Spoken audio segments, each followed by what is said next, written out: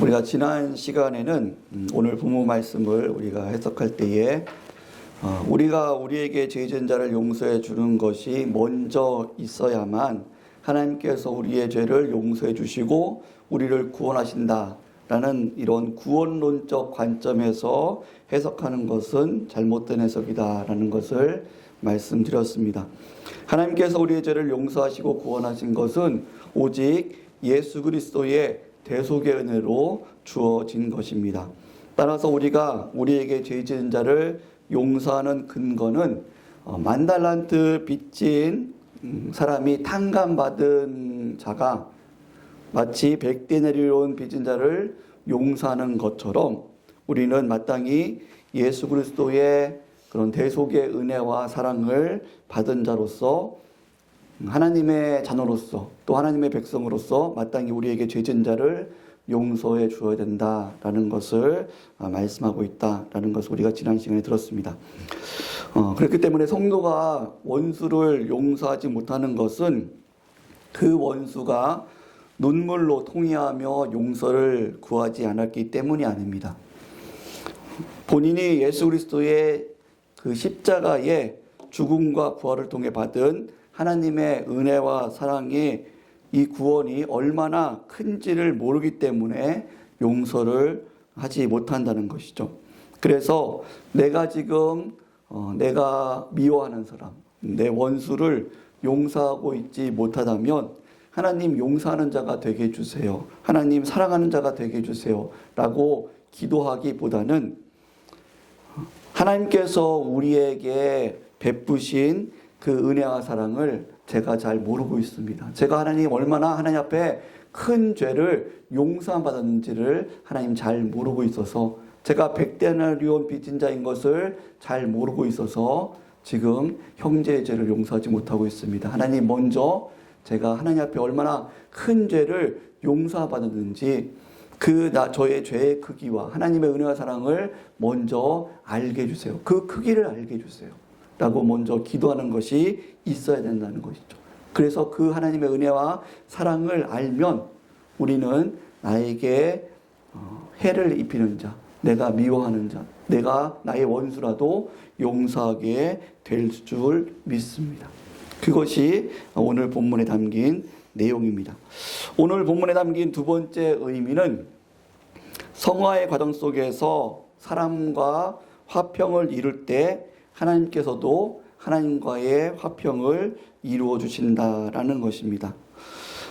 오늘 말씀에 우리가 우리에게 죄 지은 자를 사하여 준 것 같이 우리의 죄를 사하여 줍시고, 이것은 구원론과 관련된 것이 아니라 성화론과 관련된 말씀입니다.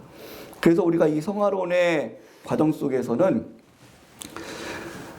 하나님 앞에 내가 지은 죄의 문제뿐만 아니라 이것은 무엇과 관련되냐면 내가 다른 사람이 나에게 죄를 지었을 때 내가 어떻게 그 사람을 용서하느냐, 이 부분과도 관련이 되어 있다는 거죠. 그래서 여러분 십계명을 보면은 나와 하나님과의 관계에 계명이 있고 또 이웃과 나와의 관계의 계명이 있지 않습니까? 이것이 바로 성화의 과정 속에서 이루어지는 그러한 문제입니다.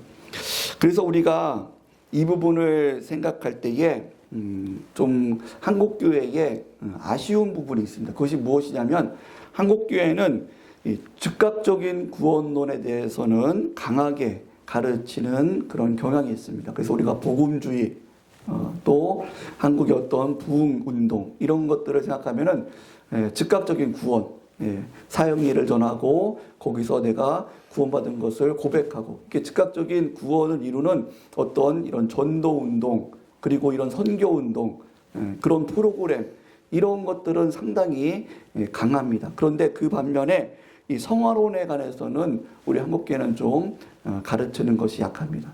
성화론 속에서 우리가 어떻게 자신의 구원이 이루어지고 성화가 이루어지고 구속이 완성돼가고 또 그 자신의 구속뿐만 아니라 이것이 공동체 안에 교회 안에 어떻게 이 구속이 완성돼 가는가, 성화돼 가는가, 이 부분에 대해서는 우리가 상당히 약한 부분이 있습니다. 즉각적인 구원은 오직 우리가 죄인 되었을 때에 예수 그리스도께서 우리의 죄를 대속하기 위해 십자가에 죽으셨습니다. 이렇게 우리의 죄값을 다 치루시고 하나님의 진노를 예수님께서 친히 담당하셨기 때문에 하나님께서 우리의 죄를 용서하시고 구원하신 것입니다. 이렇게 예수 그리스도를 통해서 구원이 확정된 우리에게 성령께서 내주하시고 우리의 영을 살리시고, 그 성령께서 우리의 영을 살리셨기 때문에 우리가 죄를 깨닫고 하나님 앞에 죄를 회개하고 용서함을 구하고 용서함을 받고 또 의롭다함을 받고 양자가 되는 것, 이것이 바로 즉각적인 구원 속에서 이루어지는 구원의 과정입니다. 이 즉각적인 구원은 하나님과 나 사이에 예수 그리스도께서 대속자가 되어서 구원이 이루어졌기 때문에 하나님께만 우리가 죄를 회개하면 됩니다. 그런데 성화의 과정 속에서 이루어지는 구속은 하나님과의 관계뿐만 아니라 이웃과의 관계 속에서도 이루어지는 것입니다. 그렇기 때문에 성화의 과정 속에서 사람들과 맺혀 있을 때 하나님께서는 먼저 사람과 맺혀 있는 부분을 먼저 풀어야지 하나님 관계도 풀어진다라고 말씀하고 있습니다. 여러분, 요한일서 4장 20절 보면 예수님께서 이렇게 말씀하십니다. 요한일서 4장 보면은 사도 바울이 이렇게, 요한 사도가 이렇게 말씀하죠. 누구든지 하나님을 사랑하노라 하고 그 형제를 미워하면 이는 거짓말하는 자니 보는 바 그 형제를 사랑하지 아니하는 자는 보지 못하는 바 하나님을 사랑할 수 없느니라 라고 말씀합니다. 우리는 신앙생활을 하나님과 나 사이만 강조할 때가 많습니다. 그래서 우리가 회개할 때도 하나님 앞에 회개하고 또 하나님 앞에 은혜를 구하고 하나님 앞에 죄 용서를 받고, 그래서 하나님께서 나의 영혼을 다시 회복시켜 주시기를 그렇게 신앙생활할 때가 많습니다. 이거는 어떤 즉각적인 구원론에 입각한 그런 신앙생활의 모습이죠. 그런데 요한일서 4장에 보듯이 누구든지 하나님을 사랑하노라 하고 그 형제를 미워하면 이는 거짓말하는 자니 보는 바 형제를 사랑하지 아니하는 자는 보지 못하는 바 하나님을 사랑할 수 없다라고 말씀하실 정도로 우리가 이제는 하나님을 사랑하는 자, 구원받아서 하나님의 백성이 되고 하나님의 자녀가 되고 이렇게 하나님을 사랑하는 자는 마땅히 하나님이 사랑하는 교회를 사랑할 줄 알아야 되는 것이고 하나님이 사랑하는 형제를 사랑할 줄 알아야 되는 것입니다.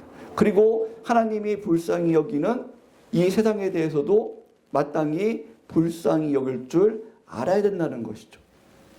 하나님과의 이 관계, 성화의 과정 속에서는 하나님과의 관계처럼 이 세상의 관계도 똑같이 중요한 것입니다. 왜냐하면 하나님께서 이 세상을 사랑하시고 불쌍히 여기기 때문입니다. 그래서 예수님께서도 제일 큰 계명에 대해서 말씀하실 때에 먼저는 마음과 뜻과 정성을 다해서 하나님을 사랑하는 것이고, 둘째는 이와 같이 하나님을 사랑한 것 같이 내 이웃을 내 몸과 같이 사랑하는 것이다 라고 말씀하고 있습니다. 이것이 분리된 것이 아니라는 거죠. 그런데 우리는 자꾸 신앙생활을 할 때에 하나님과의 나의 관계 속에서만 생각을 하기 때문에 이 구원론적 관점에서만 신앙생활에 머물러 있기 때문에 우리의 신앙이 잘 자라지 않는 것입니다. 여러분, 오늘 본문의 말씀 이후에 있는 6장, 마태복음 6장 14절부터 15절 말씀 보면 이렇게 말씀하고 있습니다. 우리 본문 말씀 찾아서 같이 한번 읽어보겠습니다. 마태복음 6장 14절 15절 말씀 같이 읽겠습니다. 시작. 너희가 사람의 잘못을 용서하면 너희 하늘의 아버지께서도 너희 잘못을 용서하시려니와 너희가 사람의 잘못을 용서하지 아니하면 너희 아버지께서도 너희 잘못을 용서하지 아니하시리라 라고 말씀하고 있죠. 앞에 있는 주기도문의 말씀을 좀 더 구체적으로 설명해 주고 있는 부분입니다. 따라서 우리가 신앙생활을 할 때에 이 하나님과의 관계, 이것은 내가 교회와의 관계, 형제와의 관계, 심지어는 이 세상과의 관계와 떨어져 있지 않다라는 것을 우리는 기억해야 됩니다. 그래서 하나님과의 관계가 화평을 이루려면 오늘 6장 14절 말씀처럼 너희가 사람의 잘못을 용서하면 너희 하늘의 아버지께서도 너희 잘못을 용서하려니와 너희가 사람의 잘못을 용서하지 아니하면 너희 아버지께서 너희 잘못을 용서하지 아니하리라. 이것은 구원론에 가는 것이 아닙니다. 구원이 취소된다 그런 의미가 아닙니다. 구원론에 가는 것이 아니라 성화론에 관한 그런 의미로 우리가 해석을 해야 되는 것이죠. 그래서 우리가 성화의 과정 속에서 예수 그리스도의 성장한 분량까지 가려면 하나님과의 관계뿐만 아니라 이웃과의 관계, 세상에 보는 관계도 우리가 바르게 생각할 줄 알아야 된다는 것입니다.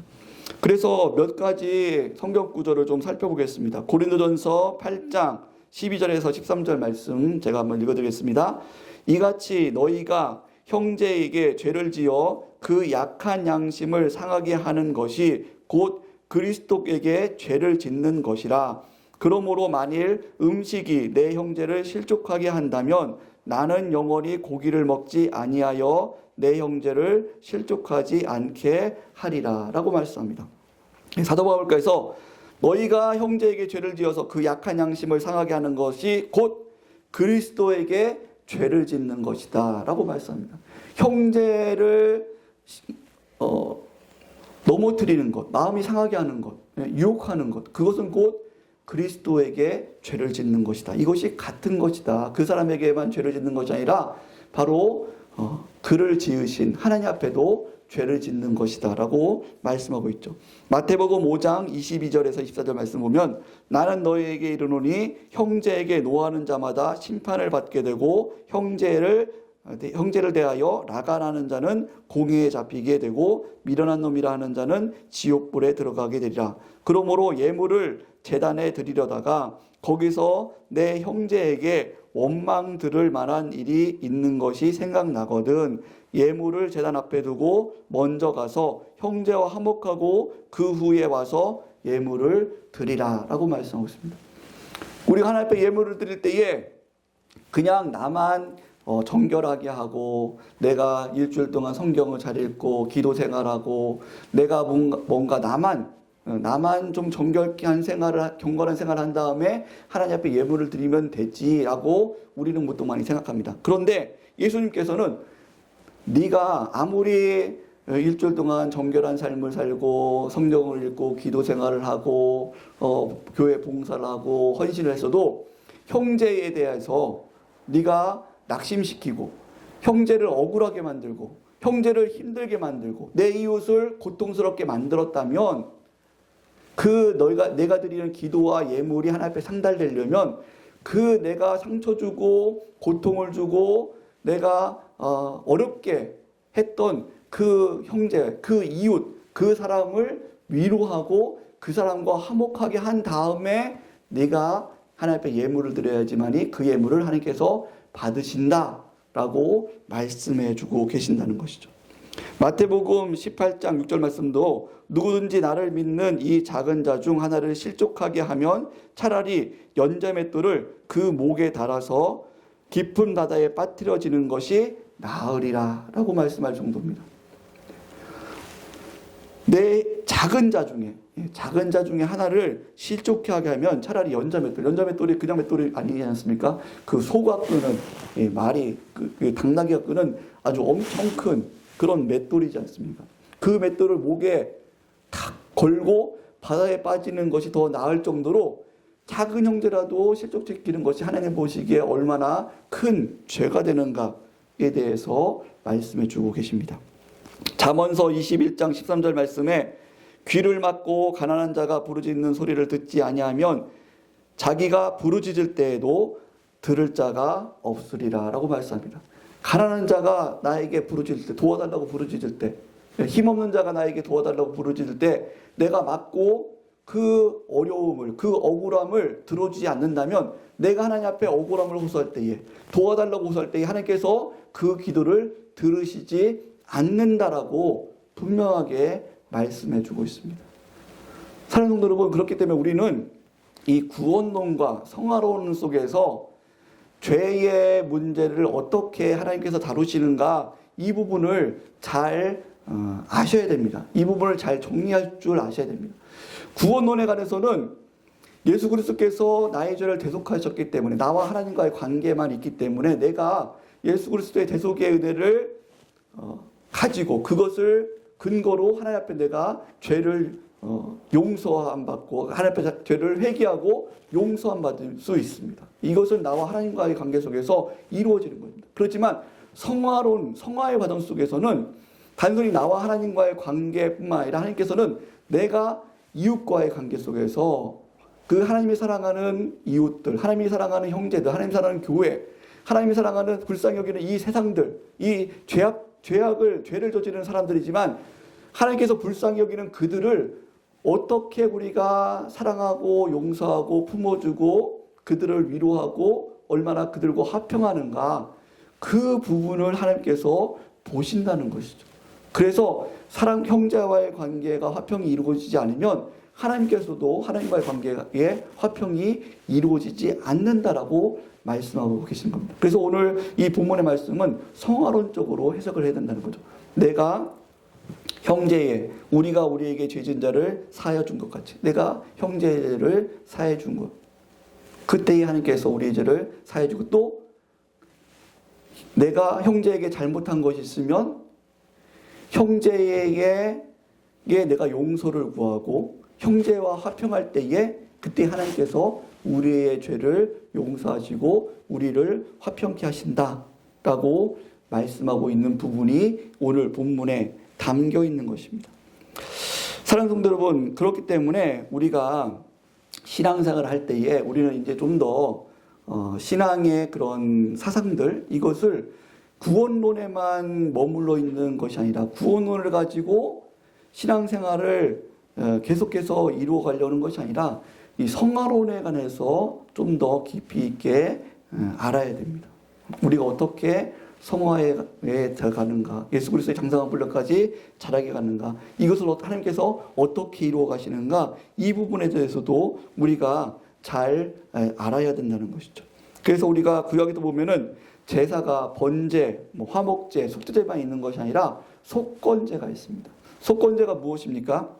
내가 이웃에게 해를 끼쳤을 때에, 내가 이웃에게 해를 끼치면 어떻게 보상을 하냐면, 그것을 해를 끼쳤을 때 내가 하나님 앞에 그냥 제사만 드리는 것이 아니라 하나님 앞에 잘못 회개하는 만 끝나는 것이 아니라 이웃에게 해를 끼치면 그 해 끼친 것의 100%를 보상해주고 더해서 20%를 더해서 보상해주면서, 즉 120%를 그 이웃에게 보상해주고, 그래서 이웃을 충분히 위로해주고 또 이웃과 화평한 다음에 그 다음에 하나님 앞에 제물을 드리는 것, 하나님 앞에 제사를 드리는 것, 이것이 바로 속건제입니다.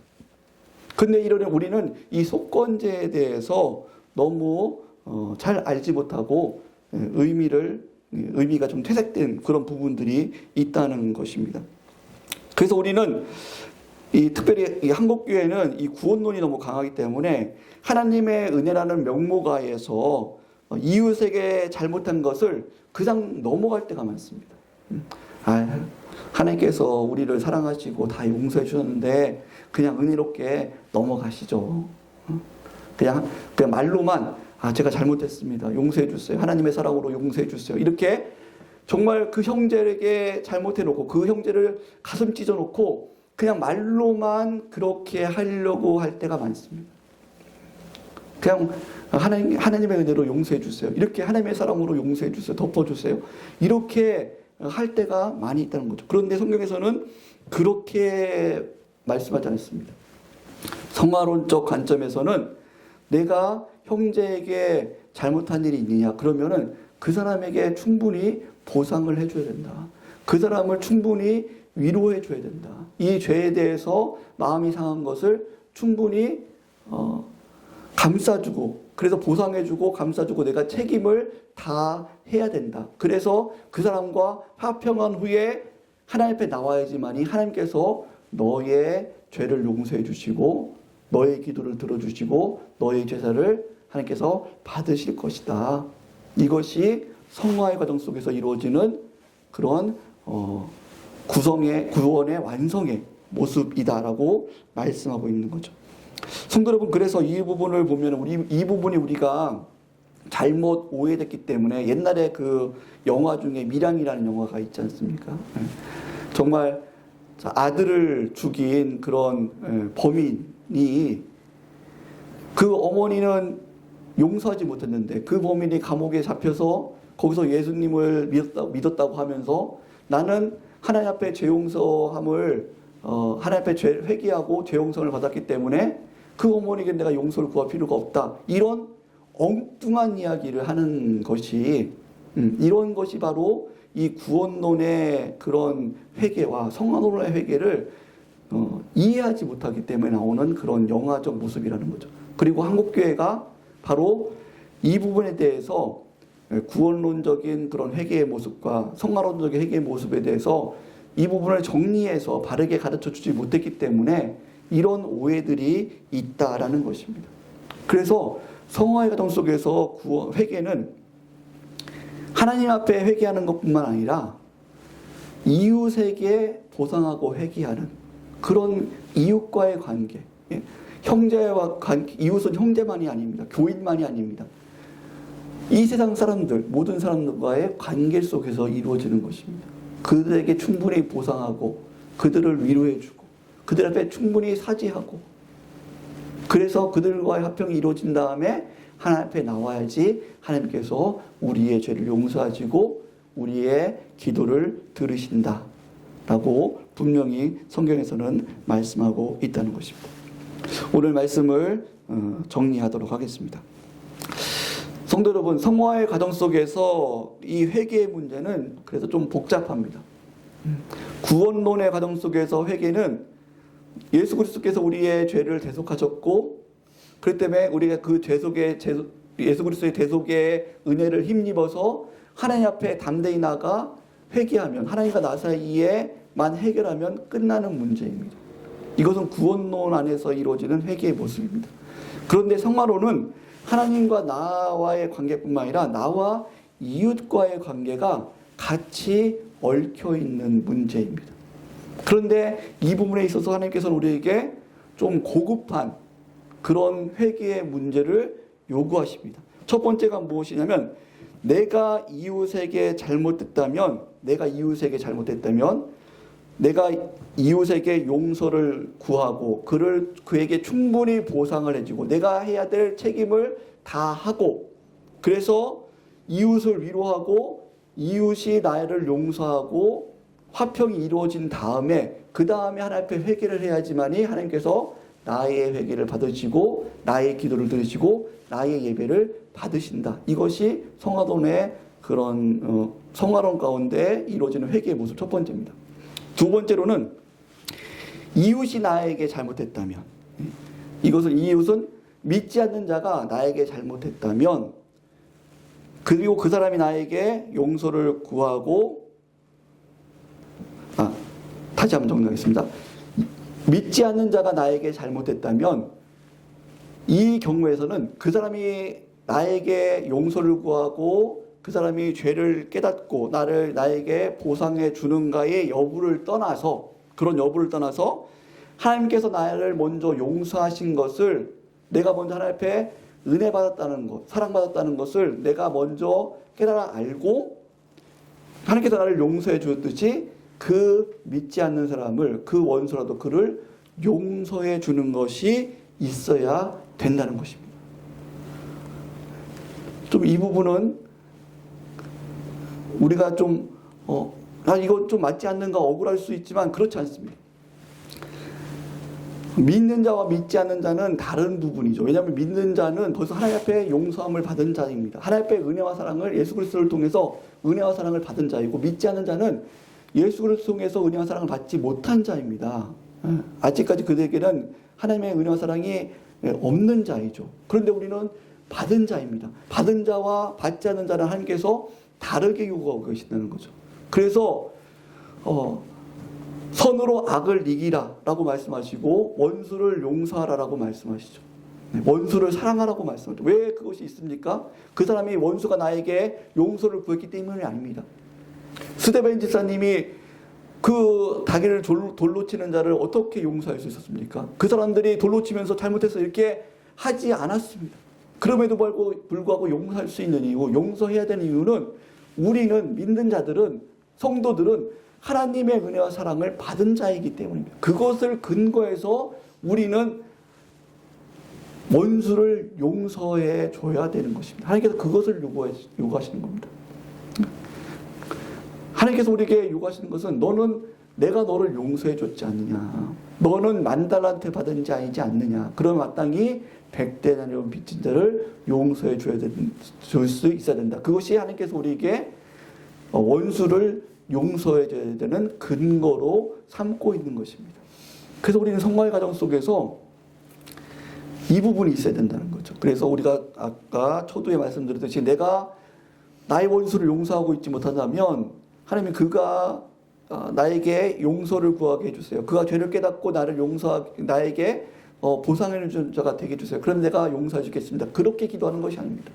내가 원수를 용서하지 못하고 있다면 하나님 용서하는 자가 되게 해주세요. 그렇게 기도하기 이전에 우리는 먼저 하나님의 사랑을 알게 해주세요. 내가 하나님 앞에 용서함 받은 자인데, 사랑받은 자인데 그 사랑의 크기와 하나님께 나에게 베푸셨던 그 은혜와 크기를, 사랑의 크기를 알게 해주세요 라고 먼저 기도해야 되는 것이죠. 그 크기를 알면은 여러분 10,000달란트 받은 사람이 100데나리온을 용서하지 못하겠습니까? 100데나리온을 용서하지 못하는 것은, 그 빚진 자를 용서하지 못하는 것은 내가 10,000달란트 빚진 자였다는 것을, 내가 그것을 탕감받은 자는 것을 깨닫지 못하고 있기 때문입니다.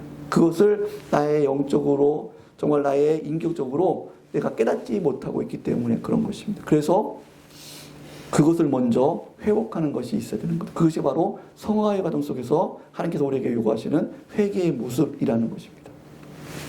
어려운 부분입니다. 어려운 부분. 그러나 하나님께서 우리를 그렇게 이끄시고 있다라는 것을 반드시 알아야 됩니다. 세 번째로는 성도가 잘못한 일을 알았을 때, 성도가 잘못한 일을 알고 잘못한 일을 아는데 그 사람이 회개하지 못하고 있어요. 성도가 잘못했음에도 불구하고 그 사람이 회개하지 못하고 있다는 것을 알았을 때는 그럼 어떻게 하느냐? 그때는 그 성도가 죄를 깨닫고 올바로 회개할 수 있도록 기도해야 됩니다. 요한일서 5장 16절 보면 이렇게 말씀합니다. 누구든지 형제가 사망에 이르지 아니하는 죄 범하는 것을 보거든 구하라. 그리하면 사망에 이르지 아니하는 범죄자들을 위하여 그에게 생명을 주시리라. 사망에 이르는 죄가 있으니 이에 관하여 나는 구하라 하지 않노라 라고 말씀합니다. 누구든지 형제가, 성도죠. 성도가 사망에 이르지 아니하는 죄 범하는 것을 보거든 구하라. 기도하라는 것입니다. 하나님, 저 성도가 지금 하나님 앞에 죄를 범하고 사람들에게 죄를 범하고 있는데도 불구하고 그것을 깨닫지 못하고 있습니다. 하나님, 좀 불쌍히 여기셔서 그 죄를 깨닫게 도와주세요. 하나님, 성령에 감화감동시켜서 정말 말씀을 깨닫게 하시고, 그래서 그 죄를 깨닫고 정말 그 잘못한 죄를 회개하고 그 사람들을, 상처된 사람들에게 용서를 구하고 화평하고 하나님과의 관계도 회복할 수 있는 그런 은혜를 주세요라고 기도해야 되는 것입니다. 그래야지만이 이런 성화의 과정 속에서 회개의 부분이 이루어진다라고 성경에서는 말씀하고 있습니다. 말씀을 다시 한번 정리하겠습니다. 구원론에서의 회개는 한 가지밖에 없기 때문에 우리는 다 단순하게 잘 알고 있습니다. 즉각적인 구원론에서 예수 그리스도를 통해서 이루어지는 구원, 이것은 하나님과 나 사이의 관계 속에 이루어지기 때문에 내가 하나님 앞에 죄를 회개하면 됩니다. 하지만 성화론 속에서, 오늘 본문의 말씀은 성화론 속에서 이루어지는 회개의 모습입니다. 이 회개는 하나님과 나 사이, 나와 이웃 사이, 그리고 그것도 이웃도 내가 믿지 않는 이웃인가 믿는 성도인가에 따라서도 내용이 달라집니다. 거기에 따라서 우리가 대처하는 방법이 달라집니다.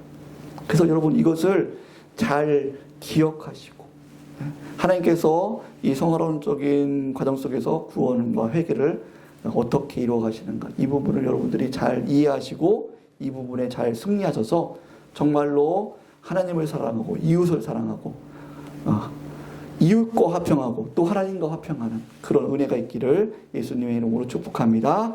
같이 기도하시겠습니다.